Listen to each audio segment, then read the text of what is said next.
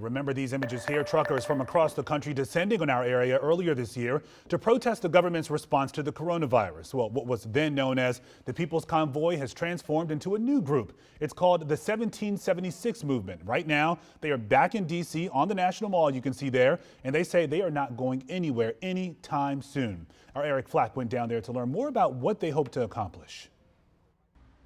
No longer the People's Convoy, this group is now known as the 1776 Restoration Movement, and they are here on the National Mall to protest far more than just vaccine mandates. It's hard to drain the swamp when the alligators are making the rules. In the shadow of the Capitol building, loud calls for change and a return to states' rights fuel the 1776 Restoration Movement.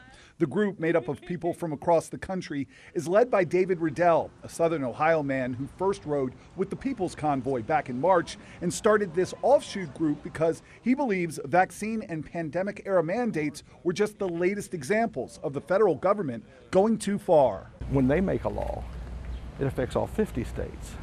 If I don't like those laws, they clash with my moral beliefs.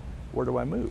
Riddell is now shifting the group's focus to other issues that resonate with the conservative movement, including border security and reproductive rights. Members of the group have been trying to get their message out by passing out pamphlets and broadcasting on various social media platforms, all as U.S. Park Police and D.C. Police both maintained heavy presences in the area.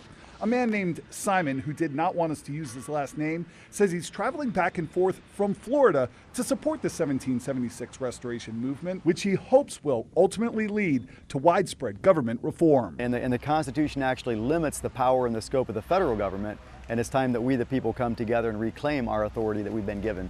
How long do we plan to stay? I wish I could tell you the answer to that. I really don't know. There have been no arrests associated with this demonstration, although Riddell was arrested last Wednesday when he returned to D.C.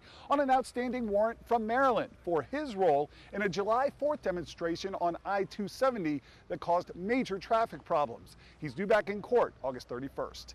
Eric Flack, WUSA 9.